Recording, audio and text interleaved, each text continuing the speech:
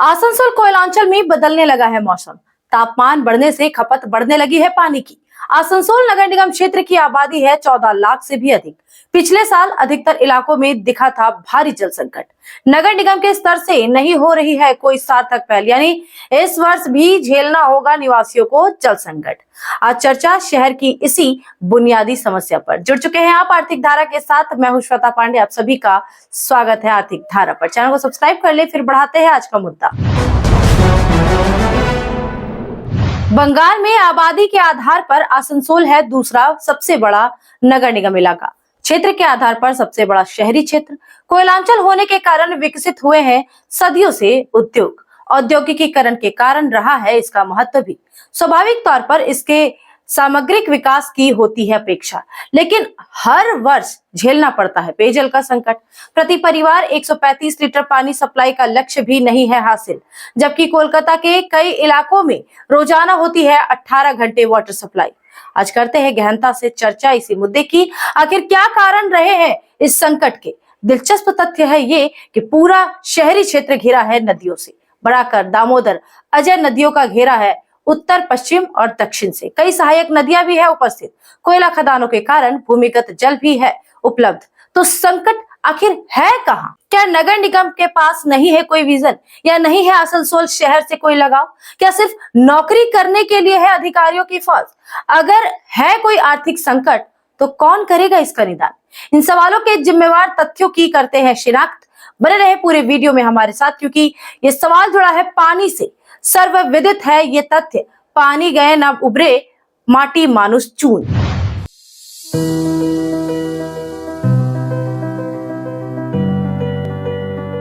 आसनसोल शहर का इतिहास कोलकाता शहर से भी है पुराना, लेकिन इसका विकास होता है औद्योगिकरण के साथ साथ।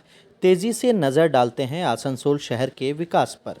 साल 1774 में एथोड़ा में जानकारी मिली कोयले की मौजूदगी की। खनन करने के बाद जांच हुई गुणवत्ता की, लेकिन नहीं पाया गया अपेक्षा के अनुरूप।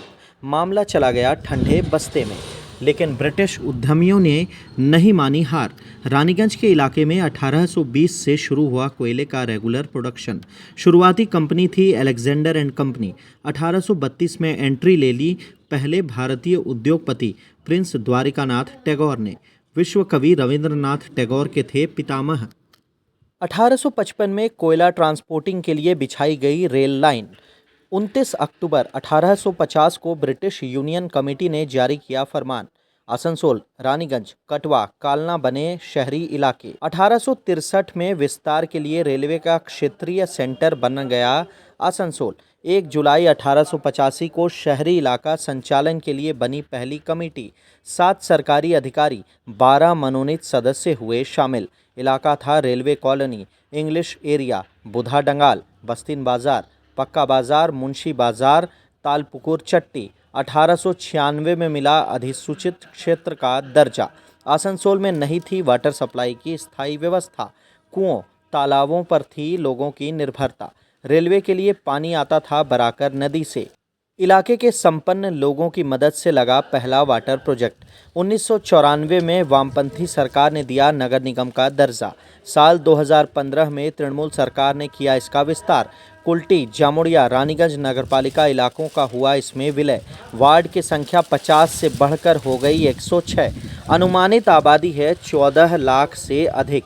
नगर निगम के पास है इस समय 9 वाटर सप्लाई प्रोजेक्ट। इनमें आसनसोल में है 3, कुल्टी इलाके में 4 वाटर प्लांट, जबकि रानीगंज, जामुड़िया के लिए है 1-1 प्लांट। PHED के स्तर से भी कुछ इलाकों में है वाटर की सप्लाई।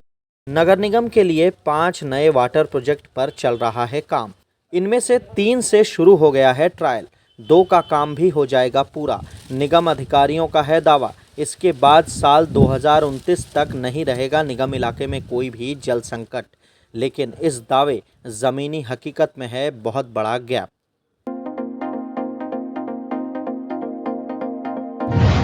निगम अधिकारियों का है दावा, इस समय जरूरत है रोजाना 79 MGD वाटर सप्लाई की, लेकिन क्षमता है इस समय 39 MGD की। डामरा, आसनसोल, भूताबिड़ी, काली पहाड़ी में बने हैं नए प्लांट। तीनों से शुरू हो गया है ट्रायल, लेकिन सप्लाई शुरू होने में लगेंगे 2 से 3 महीने और। यानी इस गर्मी में भी जल संकट झेलना ही है व्यवस्था। साल 2018 में मेयर थे जितेंद्र तिवारी। घोषणा की थी उन्होंने, अमृत 2 के तहत मिटाया जाएगा जल संकट। 35,000 आवासों में होगी 18 घंटे वाटर सप्लाई रोजाना। 40 करोड़ की लागत से कुल्टी की थी परियोजना। 2 लाख गैलन क्षमता के बनाए गए थे 14 ओवर वाटर टैंक। 5 से 6 लाख गैलन क्षमता के बनाए गए थे 3 भूमिगत जलाशय। घर घर वाटर कनेक्शन की प्रक्रिया शुरू। अधर में लटक गया मामला। उस समय किए गए कई बड़े बड़े दावे। 230.67 करोड़ की लागत की थी Chinakuri water supply scheme. 88.43 crore की Manikeshwar water supply scheme. 50 crore की लागत से डालमिया वाटर प्रोजेक्ट का होना था पुनरुद्धार। सूर्यनगर वाटर सप्लाई स्कीम में खर्च होने थे 142 करोड़ रुपए। दरबार डांगा वाटर सप्लाई प्रोजेक्ट में खर्च होने थे 50 करोड़। भूताबाड़ी वाटर सप्लाई प्रोजेक्ट था 142 करोड़ का। काला झरिया वाटर प्रोजेक्ट था 142 करोड़ का। डामरा जामुड़िया वाटर प्रोजेक्ट था 150 करोड़ का। यदि ज़मीन पर आए होते ये प्रोजेक्ट्स तो नहीं होता इलाके में कहीं भी जल संकट। जितेंद्र तिवारी ने छोड़ा नगर निगम प्रशासक का पद, लगाया था आरोप। राज्य मुख्यालय कोलकाता नहीं चाहता आसनसोल शहर का विकास। यहाँ के निवासियों को दोयम दर्जे का नागरिक बनाए रखना है उनका लक्ष्य। इस समय है जितेंद्र तिवारी भाजपा में। जल संकट को लेकर क्या है उनके अभी विचार, सुनिए उन्हें। अप्रैल महीने में आसनसोल में मिनरल वाटर की बिक्री बढ़ने वाली है, क्योंकि तृणमूल कांग्रेस के नेता कार्यकर्ता एक श्रेणी के, जिनके पास अवैध बालू का पैसा है, वो तो मिनरल वाटर ही पिएंगे। किस पानी से नहाएंगे मुझे पता नहीं, लेकिन ये सच है कि विभिन्न जो दामोदर नदी हो, अजय नदी हो या अन्य जो नदियां हैं, उन नदियों से जिस तरह से बालू उत्तोलन हो रहा है, वैध घाट हो, अवैध घाट हो, अवैज्ञानिक पद्धति हो, सारे सरकारी नियमों को ताक में रख के जिस तरह से बालू उत्तोलन हो रहा है, मैंने पहले भी कहा था कि अप्रैल महीने से आसनसोल शिल्पांचल में घोर पीने की पानी की तकलीफ से जूझना पड़ेगा आसनसोल की जनता को। हम लोग आवाज उठाते रहेंगे, उठाते रहे हैं। आवाज उठाने का नतीजा भी हम लोगों ने देखा है कि जो लोग आवाज उठाते हैं उन पर हमला भी किया जाता है बालू माफियाओं के द्वारा। फिर तृणमूल कांग्रेस बालू माफियाओं के पक्ष में खड़ा भी होती है।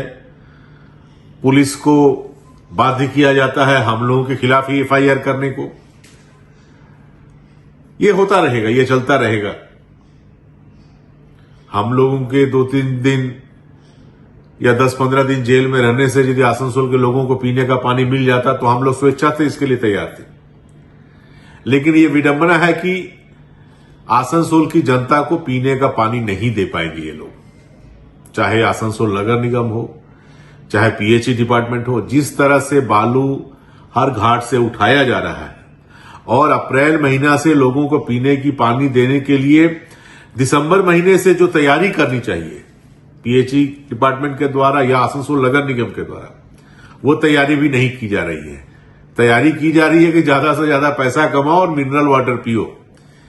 गरीब लोग, गरीबों की नियति में ही लिखा हुआ है कि पानी के लिए आपस में लड़ते रहें, एक दूसरे का खून बहाएं, मरते हैं मरे, क्योंकि कुछ लोगों को तो मरना ही है।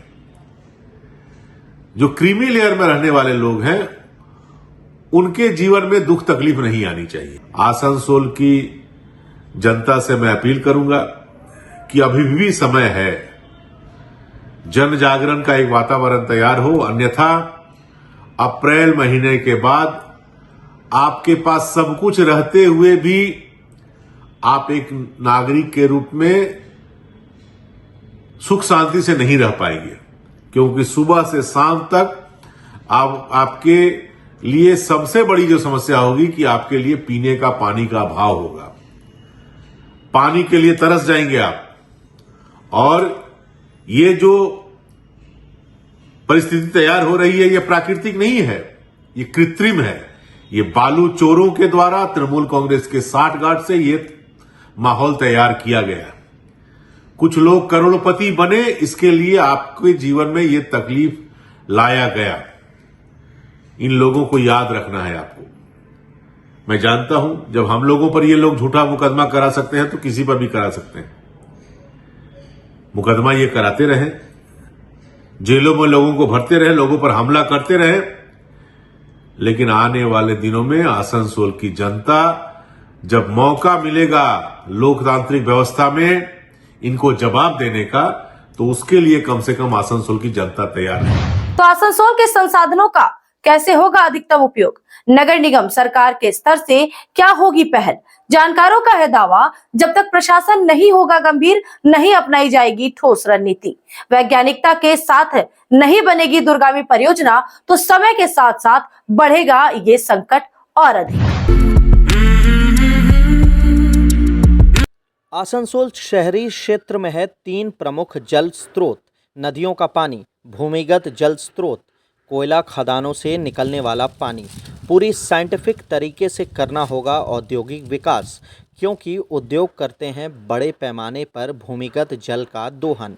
एसपीबी पीएचडी के स्तर से नियमित रूप से करनी होगी जल स्तर की जांच। रेन वाटर हार्वेस्टिंग को बनाना होगा अनिवार्य। शहरी इलाके में प्लान पारित करते समय इसे करना होगा अनिवार्य शर्त के रूप में शामिल। आर्टिफिशियल रिचार्ज तकनीक को करना होगा विकसित। रेगुलर जारी रखना होगा ज़मीनी सर्वे और अनुसंधान। कोयला खदानों से निकलने वाले भूमिगत पानी का भी करना होगा उपयोग। लेकिन क्या नगर निगम के अधिकारी हैं इतने संवेदनशील? नगर निगम की सबसे बड़ी कुर्सी पर बैठे हैं कोलकाता के अधिकारी। उनकी प्रोन्नति डिमोशन तय करते हैं कोलकाता के आका। तो उनकी क्या भूमिका होगी इन मुद्दों पर? यदि मेयर निगम आयुक्त रहें संवेदनहीन, नहीं बनाएंगे लगातार काम का माहौल, नहीं तय होगी जिम्मेवारी, तो नहीं होगा इसका समाधान भी। अब चर्चा कर लें दामोदर नदी के जलस्तर की भी। मैथन पंचायत रिजर्वर से पानी छोड़ने का निर्णय लेती है Damodar valley reservoir regulatory committee. शामिल हैं इसमें झारखंड, बंगाल सरकार के अधिकारी। कमेटी के सचिव शशि राकेश ने दी है जानकारी। इस आलोक में 3 मार्च से 4 मार्च के बीच मैथन डैम से 1000, पंचायत डैम से 1500 एकड़ फीट जल की हुई निकासी। 12 मार्च तक सिंचाई, औद्योगिक कामों के लिए बढ़ाई जाएगी इसकी मात्रा। मैथन डैम से 700, पंचायत डैम से होगी 3000 क्यूसेक पानी की निकासी। लेकिन 13 मार्च के बाद इसकी मात्रा घटकर हो जाएगी 1500 एकड़ फीट रोज़ाना। मैथन डैम से 700, पंचायत डैम से 800 एकड़ फीट, यानी जलस्तर में आएगी और भी गिरावट। सवाल है सबसे ज्यादा जरूरी, आसनसोल शहरी क्षेत्र में आगामी 3 महीने में क्या होगा परिदृश्य? हर ओर होंगे पानी के लिए आंदोलन, या अपनी जिंदगी में जल संकट से नहीं जूझेंगे नागरिक? चुनावी तापमान भी बढ़ रहा है, साथ साथ निर्भर करेगा राजनीतिक दलों का भविष्य भी इस पर। समय का करें इंतजार। इस वीडियो में इतना ही। हर अपडेट के लिए बने रहे आर्थिक धारा के साथ, क्योंकि हम जुड़े हैं अपनी माटी अपनी थाती से। अगर YouTube पर ये वीडियो देख रहे हैं और नए हैं तो चैनल को सब्सक्राइब करके बेल आइकॉन प्रेस कर ले। अगर Facebook पर देख रहे हैं तो पेज को फॉलो कर ले। ज्यादा से ज्यादा इस वीडियो को लोगों तक पहुंचाएं, ज्यादा से ज्यादा शेयर करें। जाने से पहले देखेंगे कुछ छोटी बड़ी खबरें फटाफट। पूर्व बर्धमान के तमालीपाड़ा में धूमधाम से हुई ब्रह्मा पूजा। 160 वर्षों से चली आ रही है परंपरा। स्थानीय निवासियों ने दी जानकारी। गर्मी से भयंकर आग से बचने के लिए होती है हर साल पूजा। ग्रामीणों में मान्यता है ब्रह्मा, विष्णु और शंकर हैं सृष्टि के देवता। इनकी पूजा करने से मिलती है प्राकृतिक आपदाओं से लोगों को सुरक्षा। तामली समुदाय आयोजित करता है यह पूजा। पहले निकाली गई कलश यात्रा, पूरे दिन होते रहे धार्मिक अनुष्ठान। हजारों श्रद्धालु थे मौके पर उपस्थित। 160তম পুজো বলছে এবছর, মানে 160 বছর, এটা আজকে নয়, অনেক বছর পুরনো। আর এই সবথেকে ব্যাপার হচ্ছে যে ব্রহ্মা পুজো তো আশেপাশে দেখাই যায় না, আর ব্রহ্মা পুজো খুব কম জায়গাতেই হয়। जिला शासक एस पुन्नावलम ने किया दोमुहानी पंचायत अंतर्गत काशी डांगा फ्री प्राइमरी स्कूल का निरीक्षण। ICDS 30 नंबर सेंटर का भी किया दौरा। मिड डे मील के बारे में भी ली जानकारी छात्रों से। उन्होंने भी खाया खाना बच्चों के साथ। DPDRO डॉक्टर अनिमेश कांति मन्ना, BDO शिलादित्य भट्टाचार्य, ASI अक्षय भट्टाचार्य थे उनके साथ। এখানে স্কুল ভালো চলছে আর স্কুলের একটা দুটো মতলব ডিমান্ড আছে, দাবি আছে, যেটা মূলত বাউন্ডারি ওয়াল একটা বলে ভালো হবে বলে ওনারা বলছিলেন। ওটা আমরা বিডিও সাহেবকে বলেছি, উনি একটা প্রস্তাব পাঠাবেন। मालदा जिले के वामनगोला प्रखंड के हरिपुर के ग्रामीणों ने पंचायत सदस्यों पर लगाया गंभीर आरोप। आवास योजना की पहली किश्त मिलने पर शुरू किया गया था काम। दूसरे किश्त के लिए पंचायत के स्तर से मांगी जा रही कट मनी। इनकार करने पर रात में तोड़े जा रहे थे उनके निर्माणाधीन आवास। तोड़फोड़ का वीडियो भी सोशल मीडिया में हो रहा वायरल। वीडियो से की गई है शिकायत, मिला है उचित कार्रवाई का आश्वासन। তৃণমূল সরকার হচ্ছে কাটমানির সরকার, আর কাটমানি সরকার কাটমানি নেবে, এটাই স্বাভাবিক। আর সেটাই ঘটনা ঘটেছে। একটা 1,20,000 টাকার স্কিমে একজন মেম্বার যদি 20,000 টাকা নেয়, তাহলে কোন টাকা দিয়ে সে ঘর করবে? मालदा जिले के हबीबपुर थाना इलाके में खेतों के बीच स्थित तालाब से मिला पुरुष का शव। सुबह खेत जाने के क्रम में ग्रामीणों ने देखा उसे। स्थानीय थाना पुलिस को दी गई जानकारी। काफ़ी प्रयास के बाद भी नहीं हो सकी है उसकी पहचान। पुलिस ने शव को भेज दिया पोस्टमार्टम के लिए। মুন্নরপুর এলাকায় একটা মৃত্যু ব্যক্তি পড়ে আছে দেখছি, তো আমরা জানি না, আমরা সকালবেলা 7টার সময় খবর পেলাম। अंडाल थाना अंतर्गत खास काजोड़ा इलाके में हुआ भू धसान। क्षतिग्रस्त हो गया निजी स्कूल का भवन। घटना के समय नहीं था कोई छात्र उपस्थित। घटना के कारण स्थगित कर दी गई आज परीक्षा भी। स्थानीय निवासियों में है आतंक का माहौल। सूचना मिलने पर पहुंचे पुलिस अधिकारी। ECL अधिकारियों को बुलाकर कराई स्थल की घेराबंदी। आसनसोल के पोलो ग्राउंड में लगा था सरकारी स्तर से हस्तशिल्प मेला। बड़ी संख्या में लगे थे स्टॉल। बुधवार को अचानक कई स्टॉलों में लग गई आग। पूरे इलाके में मच गई अफरा तफरी। व्यवसायी अपने सामान बचाने में हुए सक्रिय। समय पर फायर ब्रिगेड नहीं आने से हुई अधिक क्षति। MMIC गुरुदास चैटर्जी ने किया स्थल का मुआयना। সরকারি মেলা আমরা বলি, সবসময় বলি একটা করে ফায়ার ব্রিগেডের যেন থাকে, ফায়ার ব্রিগেড থাকে। এক্ষেত্রে দেখলাম যে ফায়ার ব্রিগেড এসছে, কিন্তু একটু দেরি হয়েছে। কিন্তু একটা ফায়ারের কমসে কম একটা গাড়ি এখানে রাখা হচ্ছে। उत्तराखंड के सीमावर्ती कुमारधुबी में स्थानीय ग्रामीणों ने रंगे हाथों दबोचा बाइक चोर को। शिवलीबाड़ी मध्य पंचायत की है घटना। धोबी घाट निवासी विनोद मालाकार के घर के बाहर खड़ी थी बाइक। लॉक तोड़ने के दौरान बज गया सायरन। 4 में से 3 अपराधी भागने में रहे सफल। एक को दबोचने में मिली ग्रामीणों को सफलता। पिटाई के बाद उसे सौंप दिया गया पुलिस को। आरोपी शहाबुद्दीन गोविंदपुर के इलाडीही का है रहने वाला। पुलिस अधिकारी कर रहे उससे पूछताछ। सर एक भी नहीं, एक किए थे उधर ही हम लोग लाइट का। धनबाद जिला मुख्यालय के रणधीर वर्मा चौक पर हुआ शव के साथ प्रदर्शन। चौक को किया गया जाम। सड़क पर जलाए गए टायर भी। वाहनों का परिचालन घंटों रहा बाधित। बरवाड्डा थाना के GT रोड अजबडीह मोड़ में हुई थी घटना। ट्रक चालक सुरेंद्र यादव के साथ मारपीट। इलाज के लिए दाखिल कराया गया था अस्पताल में। मौत होने के बाद परिजनों का फूटा आक्रोश। बरवाड्डा थाना इलाके में दर्ज है FIR। नहीं, ऐसा होता है सर, ऐसा होता है। अगर आपको कंप्लेंट करेगा ना तो आप ध्यान नहीं देते हैं।